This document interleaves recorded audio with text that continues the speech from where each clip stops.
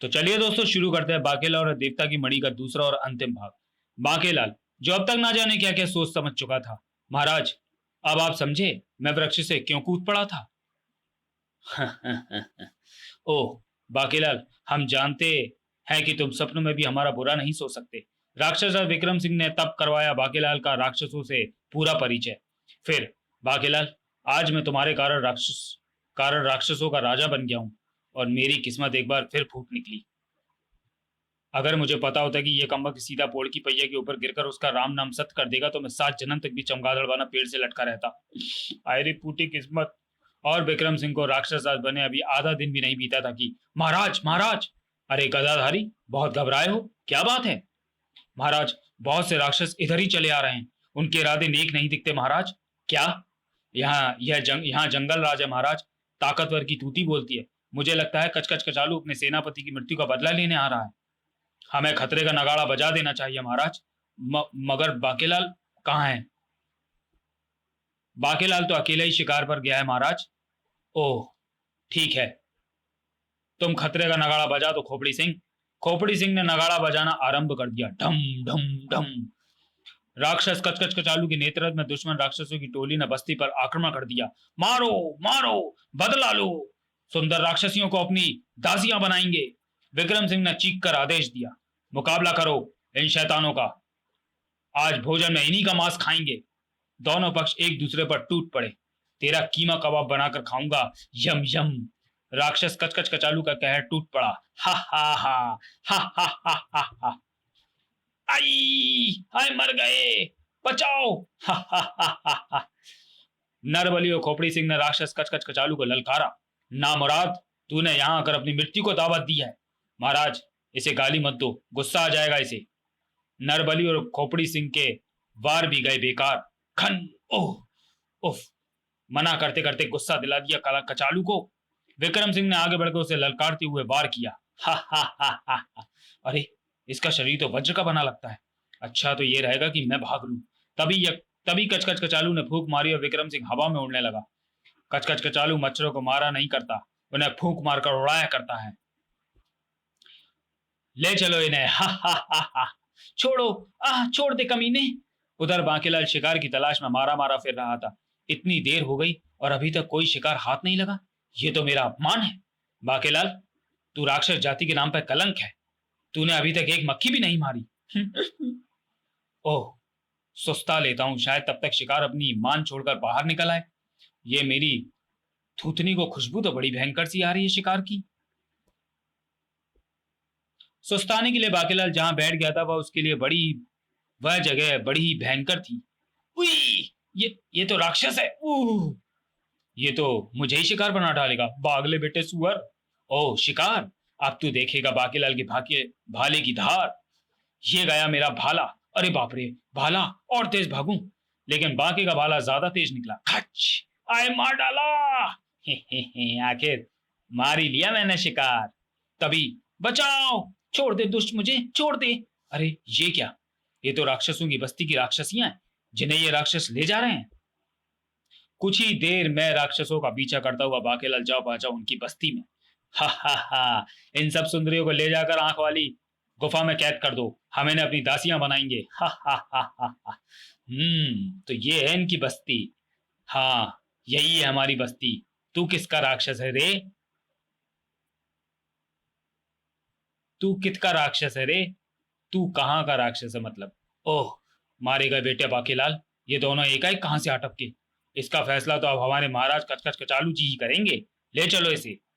ये किसे पकड़ लाए, राहु सिंह केतु सिंह? महाराज, ये कह रहा था। तो ये है इनकी बस्ती। ये राक्षसों की बस्ती का लगता है। इसे भी आंख वाली गुफा में कैद कर दो, कल इसे भून कर इसका नाश्ता करूंगा।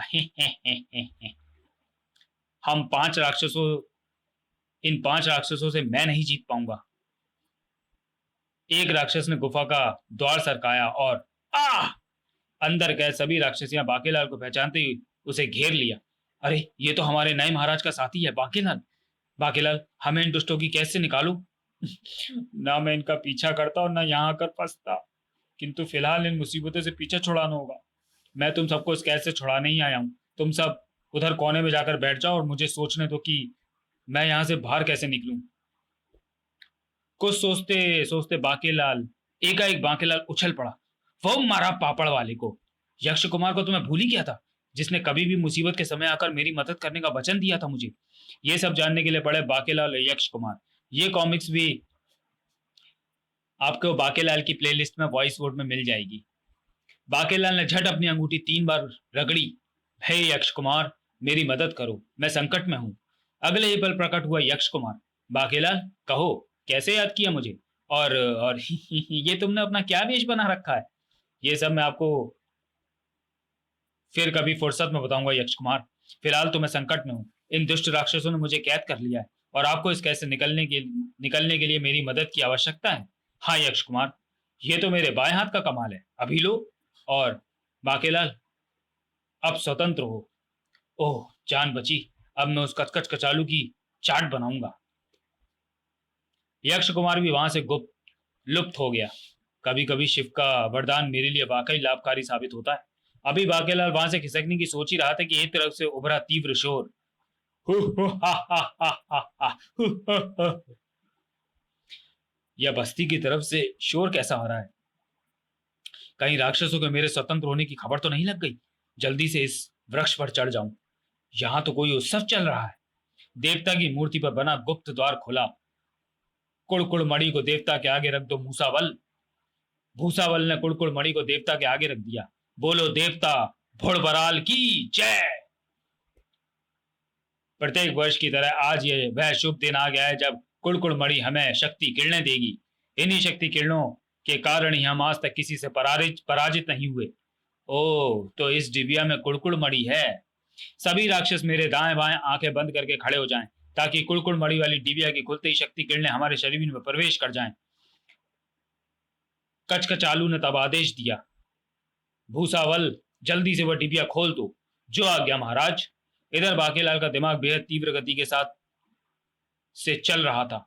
अगर ये डिब्बे लेकर मैं यहाँ से चंपत हो जाऊं तो मणि की किरणों से मैं अत्यंत बलशाली हो जाऊंगा। यही मौका है। सब राक्षस आंखें बंद किए शक्ति किरणों का इंतजार कर रहे हैं। बाकेलाल सीधा गिरा राक्षस भूसावल पर। ओह उफ, ये क्या है? टॉप। बाकेलाल ने झपट कर डिबिया उठाई और भाग बेटा बाके। अब सबसे पहले मैं उस मुच्छर विक्रम सिंह और पूरी राक्षसों की बस्ती को अपनी शक्ति का चमत्कार दिखाऊंगा। बदला लेने का समय आ गया है। इधर भूसावल अभी तक भी कुछ न समझ सका था। आए, ये कुड़कुड़ मणि वाली डिबिया कहाँ गई? भूसावल, कुड़कुड़ मणि वाली डिबिया खोलने में इतनी देर क्यों हो रही है? महाराज, कुड़कुड़ मणि चुराकर एक राक्षस भाग रहा है। क्या? पकड़ो उसे। उसी समय राक्षसों की बस्ती में यह शैतान राक्षस कचकच कचालू आकर हमारी राक्षसियों को उठा ले गया। उसके इस दुस्साहस का दंड हम उसे अवश्य देंगे। चलो। आए, कोई नहीं चला। तभी खोपड़ी सिंह निकट आकर बोला, महाराज, ये राक्षस बहुत शक्तिशाली है। अगर हम वहां गए तो वे हमें चींटियों की तरह मसल डालेंगे। क्या तुम सब लोग कायर हो गए हो? ठीक है, तुम सब नहीं चलना चाहते तो हम अकेले ही चाहते हैं। सेनापति खोपड़ी सिंह महाराज को संकट के समय अकेला नहीं छोड़ना चाहिए था। हमें भी उनके पीछे जाना चाहिए। आप ठीक कहते हैं, हम सब तैयार हैं। ये फिर मरने के काम कर रहा है।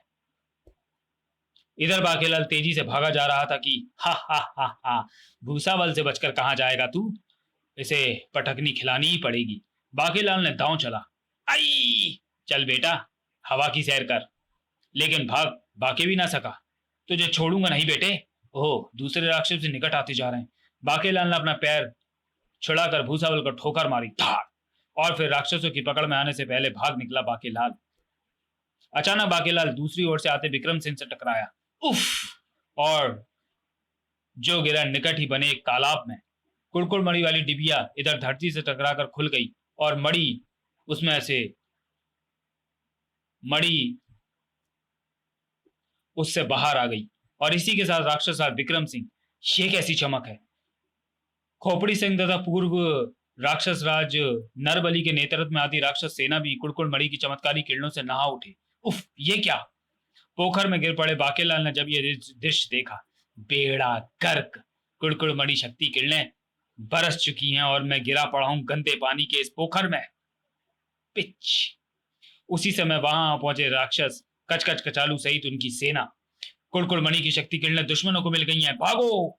दुश्मन राक्षसों का राजा कचकच कचालू। दुश्मनों को भागते देख बाकीलाल चीख पड़ा, महाराज जल्दी कीजिए, इन सबको समाप्त कर दीजिए। ओह बाकीलाल, पीछा करो और खत्म कर दो सबको। भयंकर युद्ध छिड़ गया। विक्रम सिंह ने कचकच कचालू को उछाल फेंका। तूने इसी तरह मुझे उठाकर फेंका था ना बच्चू? नहीं। देखते ही देखते विक्रम सिंह की सेना ने कचकच कचालू की सेना का कचूमन निकाल दिया और फिर राक्षसराज विक्रम सिंह जिंदाबाद।